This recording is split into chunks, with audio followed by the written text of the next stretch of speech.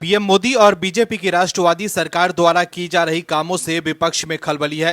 विपक्ष को लग रहा है कि वो बीजेपी से मुकाबला कैसे करेंगे। विपक्ष के नेता समझ ही नहीं पा रहे हैं कि पीएम मोदी की लोकप्रियता से मुकाबला कैसे करें। राहुल गांधी हो या अरविंद केजरीवाल, विपक्ष के सभी नेता मिलकर भी पीएम मोदी के सामने नहीं टिक पा रहे हैं। विपक्ष के नेता जहां सोचना बंद करते हैं, पीएम मोदी की दूरदृष्टि वाली सोच वहां से शुरू होती है। यही वजह है कि राहुल गांधी और अरविंद केजरीवाल पीएम मोदी से तिल मिलाए रहते हैं। लेकिन इस बार जो बात बाहर आई है, उससे विपक्ष एक्सपोज हो गया है। आम आदमी पार्टी के मुखिया अरविंद केजरीवाल बड़ी बड़ी बातें करते हैं, लेकिन जो बात बाहर आई है उसके बाद केजरीवाल एंड कंपनी के लिए बोलना मुश्किल हो गया है। बीजेपी ने जो सबूत दिया है उसके बाद आप नेता मुश्किल में फंस गए हैं। वहीं कांग्रेस की भी चिंता बढ़ाने वाली खबर आई है। इन तमाम खबरों के बारे में आगे बताएंगे आपको डिटेल में, तो बने रहिए हमारे साथ वीडियो में अंत तक और देखिए हमारी ये खास रिपोर्ट। दर्शकों, आम आदमी पार्टी के विधायक हमेशा से होशियारी करते रहते हैं कि लोगों के दिमाग में ये बात सेट हो जाए कि हम लोग काम कर रहे हैं जनता की भलाई के लिए। लेकिन जनता को तो सब समझ आ रहा है कि ये सब ड्रामा है। जो दिल्ली के मंत्री सौरभ भारद्वाज ने किया वो कहीं से भी न्याय संगत नहीं था। दिल्ली के मंत्री सौरभ भारद्वाज जब विजेंद्र गुप्ता के पैरों में गिरे तो वो नहीं गिरे, बल्कि गिरी मंत्री पद की गरिमा। क्योंकि जनता ने जिस पार्टी को अपने लिए काम करने के लिए चुना है, वो एलजी पर ठीकरा फोड़ कर बचने की कोशिश कर रहे हैं। दर्शकों, याद कीजिए वो दौर जब दिल्ली की सीएम शीला दीक्षित थी। तब अरविंद केजरीवाल कहते थे कि वो बहाना नहीं कर सकते हैं कि उनके पास पुलिस नहीं है, दिल्ली को कमजोर मुख्यमंत्री नहीं चाहिए। तब अरविंद केजरीवाल के पास दिल्ली की हर समस्याओं का समाधान हुआ करता था। लेकिन आज अरविंद केजरीवाल और आपके नेता लाचार दिख रहे हैं। ऐसे में क्या दिल्ली को लाचार और कमजोर सरकार चाहिए, ये बड़ा सवाल है। वही दिल्ली में चुनाव होने वाले हैं और चुनाव से ठीक पहले आपने नया ड्रामा शुरू कर दिया है, क्योंकि उन्हें जनता को हिसाब न देना पड़े। लेकिन अब आपके विधायकों की हालत खराब होने वाली है। दरअसल आम आदमी पार्टी की मुश्किलें बढ़ गई है। आपके विधायकों पर सिविल लाइंस थाने में बीएनएस की कई धाराओं के तहत केस दर्ज किया गया है। शनिवार को बस मार्शल के मुद्दे पर हाई वोल्टेज ड्रामा हुआ था और इस दौरान बीजेपी विधायक विजेंद्र गुप्ता का रास्ता रोका गया था। बस मार्शलों की बहाली के मुद्दे पर सचिवालय और एलजी आवास पर हंगामा करने के मामले में आप मंत्री सौरभ भारद्वाज और पार्टी के 3 विधायकों के खिलाफ मामला दर्ज किया गया है। दिल्ली विधानसभा में विपक्ष के नेता विजेंद्र गुप्ता की शिकायत के आधार पर दर्ज की गई एफआईआर के अनुसार आप विधायकों पर सिविल लाइंस पुलिस स्टेशन में धारा 351(2) आपराधिक धमकी, 126(2) गलत तरीके से रोकना और भारतीय न्याय संहिता के अन्य प्रासंगिक प्रावधान के तहत केस दर्ज किया गया है। बता दें कि सौरभ भारद्वाज और दूसरे आप नेताओं को विजेंद्र गुप्ता के पैरों में लेटते हुए देखा गया। सौरभ भारद्वाज उनसे अनुरोध कर रहे थे कि वे बस मार्शलों को लेकर पास कैबिनेट नोट पर उनकी मंजूरी लेने के लिए एलजीबीके सक्सेना के आवास पर उनके साथ चले। विजेंद्र गुप्ता का आरोप है कि आप विधायक सौरभ भारद्वाज, कुलदीप कुमार, जनरैल सिंह और रोहित महरौलिया ने अभद्र व्यवहार किया, जिससे हाथापाई की नौबत आ गई। वहीं बीजेपी नेता द्वारा शिकायत दर्ज कराने के बाद आम आदमी पार्टी के नेताओं ने बीजेपी विधायक और दिल्ली विधानसभा में विपक्ष के नेता विजेंद्र गुप्ता के खिलाफ पुलिस में 2 शिकायतें दर्ज कराई है। आप नेताओं का बीजेपी नेता विजेंद्र गुप्ता पर आरोप है कि उन्होंने जातिगत भेदभाव और उपराज्यपाल के घर के बाहर महिला बस मार्शल के साथ मारपीट की। आपकी तरफ से जारी एक बयान में कहा गया है कि इस शिकायत के मुताबिक ये कथित हमला शनिवार को हुआ, जब आप और बीजेपी दोनों के मार्शलों के विधायकों का एक समूह पिछले साल हटाए गए सिविल स्वयंसेवकों को बहाल करने के लिए उनकी मंजूरी लेने के लिए एलजी आवास पर गए थे। सौरभ भारद्वाज द्वारा दर्ज कराई गई ये शिकायत बीजेपी नेता विजेंद्र गुप्ता की तरफ से दर्ज कराई गई एफआईआर के जवाब के क्रम में की गई है। बीते दिन विजेंद्र गुप्ता द्वारा सौरभ भारद्वाज और 3 आपके विधायकों के खिलाफ अभद्र व्यवहार करने के आरोप में शिकायत दर्ज कराई गई थी। दर्शकों, आप लोग खुद ही सोचिए कि आखिर कैसे ये जरूरत आन पड़ी कि आपके मंत्रियों को पैर में गिरना पड़ रहा है। अगर समय रहते आपने लोगों के लिए काम किया होता तो आज ये दिखावा नहीं करना पड़ता। दर्शकों, हरियाणा विधानसभा चुनाव के नतीजों को लेकर सियासी पारा चढ़ गया है। कल ये साफ हो जाएगा कि हरियाणा में किसकी बनेगी सरकार। लेकिन उससे पहले एग्जिट पोल देखकर कांग्रेस के नेता खुश हैं और हरियाणा में सरकार बनाने का दावा कर रहे हैं। लेकिन बीजेपी ने नतीजों से पहले कांग्रेस की नींद उड़ा दी है। आज रात हरियाणा कांग्रेस के नेताओं को मुश्किल से ही नींद आएगी। 10 साल बाद कांग्रेस के नेता सत्ता में वापसी करने के सपने देख रहे हैं।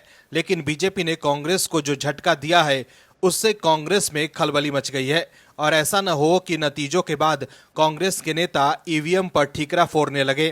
दर्शकों, हरियाणा में कांग्रेस ने पूरा चुनाव फ्रीबीज के लॉलीपॉप के दावों की बदौलत लड़ी थी। कांग्रेस के पास पीएम मोदी जैसे कोई लोकप्रिय नेता भी नहीं है और ना ही उसके पास कोई नीति है। राहुल गांधी चुनाव जितवा नहीं पा रहे हैं, इसलिए कांग्रेस फ्री का लालच जनता को दे रही है। कांग्रेस जहां चुनाव फ्री के ऐलान के बदौलत लड़ रही थी, तो वहीं बीजेपी ने पूरा चुनाव असल मुद्दों पर लड़ा, वो भी तथ्यों के आधार पर और अपने कामों के दम पर। वहीं अगर आप कांग्रेस का प्रचार देखें तो आप समझ जाएंगे कि पूरा चुनाव हुड्डा परिवार ने हाईजैक कर लिया था। कहने वाले तो ये भी कह रहे थे कि खुद राहुल गांधी हरियाणा में एंट्री भूपेंद्र हुड्डा की परमिशन से करते थे। एक तरफ कुमारी शैलजा भी नाराज चल रही थी, तो वहीं दलित वोट भी कांग्रेस से छिटकता नजर आया, जिससे कांग्रेस की मुश्किलें बढ़ सकती है। दरअसल हरियाणा विधानसभा चुनाव संपन्न होने के बाद कांग्रेस जहां सत्ता में आने को लेकर उत्साहित है, तो वहीं बीजेपी भी अपनी जीत को लेकर आश्वस्त है। सीएम नायब सिंह सैनी ने दावा किया है कि 8 अक्टूबर को हम पूर्ण बहुमत से सरकार बना रहे हैं। मेरे पास सभी रिपोर्ट है। उन्होंने कहा कि 8 अक्टूबर को जनता देगी जवाब और ये कहेंगे ईवीएम है खराब। 8 अक्टूबर को जनता जवाब देगी और ये आरोप लगाएंगे ये ईवीएम का दोष देंगे। सीएम सैनी ने आगे कहा कि कई सीटों पर हमारा मुकाबला था और हम इससे अछूते नहीं हैं। हम तीसरी बार हरियाणा में अपने काम के बल पर सरकार बनाएंगे। डबल इंजन की सरकार ने हरियाणा के लोगों के हित में काम किए हैं। लोगों के जीवन को सरल और सुगम करने और लोगों को राहत देने का काम हम लोगों ने किया है। हरियाणा के मुख्यमंत्री ने कांग्रेस पर हमला बोलते हुए कहा कि कांग्रेस ने लोगों को लाइन में खड़ा कर दिया था, जिसने लोगों को प्रताड़ित किया था। गैस सिलेंडर भी 4 दिन के अंदर मिलता था। हमारी सरकार ने योजनाबद्ध तरीके से आम लोगों तक लाभ पहुंचाया है। उसका एक पॉजिटिव मैसेज हर समाज के अंदर है। हमने हर वर्ग के लिए बिना भेदभाव के काम किया है और उसी के आधार पर मैं कह रहा हूं कि 8 अक्टूबर को बीजेपी की पूर्ण बहुमत की सरकार बनेगी। सीएम सैनी ने कहा कि आपसी सौहार्दपूर्ण वातावरण में प्रदेश का सामाजिक ताना बाना और भाईचारा कायम रखते हुए सभी ने एक सहज चुनाव प्रक्रिया में हिस्सा लिया है। आपको बता दें कि ज्यादातर एग्जिट पोल ने ये अनुमान लगाया है कि इस बार हरियाणा में कांग्रेस की सरकार बनने जा रही है। लेकिन सीएम नायब सिंह सैनी ने जिस आत्मविश्वास से अपनी बात कही है, उससे एक बात तो साफ हो गई है कि बीजेपी के खुद का आकलन उसे लगभग विजयी बना रहा है। छत्तीसगढ़ को लेकर भी कांग्रेस को उम्मीद थी कि उसकी सरकार बनने जा रही है। ज्यादातर एग्जिट पोल कांग्रेस के पक्ष में ही थे, लेकिन बीजेपी दावा कर रही थी कि छत्तीसगढ़ में इस बार उसकी सरकार बनने वाली है और जब नतीजे आए तो बीजेपी की सरकार बनी। वहीं मध्य प्रदेश को लेकर भी कांग्रेस फुल कॉन्फिडेंस में थी कि इस बार उसकी सरकार बनने वाली है, लेकिन बीजेपी ने प्रचंड जीत हासिल की थी। ऐसे में इस बार भी हरियाणा में कांग्रेस के मंसूबों पर पानी फिर सकता है। दर्शकों, आम आदमी पार्टी को अपना नाम अब नौटंकी पार्टी रख लेना चाहिए, क्योंकि वो नौटंकी अधिक और काम कम करते हैं। अरविंद केजरीवाल हमेशा से यही करते आए हैं कि काम उनका और टोपी वो हमेशा से किसी और के सिर पर घुमाते रहे हैं। अरविंद केजरीवाल के बाद जब कमान आतिशी को मिली तो लोगों को लगा कि शायद वो कुछ अलग करें, लेकिन वो अरविंद केजरीवाल से भी 2 कदम आगे निकल गई हैं। आतिशी को सिर्फ केजरीवाल को ये प्रूफ करना है कि आपकी परिपाटी आगे भी कायम रहेगी। काम नहीं, सिर्फ काम करने का दिखावा होगा और जितना हो सके नाटक होगा। केजरीवाल राजनिवास में जाकर लेट जाते थे और उनके शिष्य पैरों में लेट जा रहे हैं, यानी कि गुरु गुर रह गए और चेला शक्कर हो गए। जिन मार्शलों की बहाली पर पूरा ड्रामा हुआ है, उसको लेकर दिल्ली में बीजेपी ने नए खुलासे कर अरविंद केजरीवाल की पार्टी और आतिशी सरकार को कटघरे में खड़ा कर दिया है, जिसके बाद आपके लिए जवाब देना मुश्किल हो गया है। दरअसल दिल्ली की सरकारी बसों में बस मार्शलों की तैनाती को लेकर सरकार और विपक्ष में तकरार बढ़ गई है। इस संबंध में सीएम आतिशी की उपराज्यपाल से हुई मुलाकात के बाद भी बात नहीं बन पाई। वहीं विधानसभा में नेता विपक्ष और बीजेपी नेता विजेंद्र गुप्ता ने इसे लेकर मुख्यमंत्री आतिशी को ज्ञापन दिया है। और कहा है कि सरकार ने इन्हें हटाने के जो आदेश जारी किए थे उसे वापस ले और इसकी फिर से बहाली की जाए। नेता विपक्ष विजेंद्र गुप्ता के नेतृत्व में बीजेपी विधायक दल ने मुख्यमंत्री आतिशी से मिलकर दिल्ली के उन 10,000 बस मार्शलों को जिन्हें अरविंद केजरीवाल के आदेश पर पिछले साल नौकरी से बर्खास्त कर दिया गया था, उन्हें नौकरी पर फिर से बहाल करने और नियमित करने के लिए एक ज्ञापन सौंपा। उन्होंने कहा कि डीटीसी के 10,000 बस मार्शलों को पिछले साल 11 अक्टूबर 2023 में तत्कालीन मुख्यमंत्री अरविंद केजरीवाल के निर्देश पर नौकरी से बिना कारण बताए हटा दिया गया था। सबसे चिंताजनक बात यह है कि उन्हें नौकरी से हटाने से पहले 5-6 महीने तक का वेतन नहीं दिया गया, जो अभी 1 साल बीतने के बाद भी पेंडिंग है। इसके कारण इन मार्शलों का परिवार भारी आर्थिक तंगी से जूझ रहा है। विजेंद्र गुप्ता ने आश्चर्य जताते हुए कहा कि इन गरीब मार्शलों का वेतन रोकने का कारण समझ से बाहर है, क्योंकि इनका वेतन देने का अधिकार तत्कालीन वित्त मंत्री आतिशी के अधिकार क्षेत्र में था।